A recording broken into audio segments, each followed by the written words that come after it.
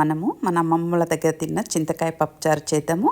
దానికి ముందుగా నూనె వేసుకొని మునక్కాయలు, క్యారెట్ ముక్కలు, పచ్చిమిరపకాయలు, టమాటా ముక్కలు, కొంచెం ఉప్పు వేసి 10 నిమిషాలు మగ్గనివ్వాలి. 10 నిమిషాలు మగ్గిన తర్వాత చింతకాయల్లో వాటర్ పోసుకొని 10 నిమిషాలు ఉడకబెట్టుకొని రసం తీసి పక్కన పెట్టుకోవాలి. ఇప్పుడు అందులో మునక్కాయలు వేగిన తర్వాత అందులో పోసేసుకుంటే మళ్ళీ ఒక 5 నిమిషాలు పెట్టుకున్నాం అనుకోండి వేగిపోతుంది. పప్పు ఉడకబెట్టుకొని మిక్సీ కొట్టుకోవాలి. మునక్కాయ చక్కగా వేగిపోయింది. పప్పు పోసేసి మరి కారము, ఉప్పు, ధనియాల పొడి, జీలకర్ర, మెంతుల పిండి వేసి చక్కగా మరగనివ్వాలి. మరిగితే అందులో ఉన్న ఫ్లేవర్ అంతా కొద్దిగా పంచదార వేసుకోవాలి. చూడండి మనకు సాంబార్ రెడీ అయిపోయింది. తాలింపుకు జీలకర్ర, ఆవాలు, ఎండుమిరపకాయలు, కరివేపాకు వేసుకొని ఉంచుకొని తర్వాత ఉల్లిపాయలు, ఉప్పు వేసేసి తర్వాత పుదీనాను, కొంచెం కచ్చపచ్చ వేసిన ఎల్లిపాయలు, ఇంగువ పొడి వేసుకొని బ్రౌన్ కలర్ వచ్చే వరకు వేయించుకోవాలి. అందులో కొంచెం కారము, పసుపు వేసి తాలింపు అయిపోయాక సాంబార్లో కలుపుకుంటే మనకు వేడి వేడి సాంబార్ రెడీ అయిపోయింది.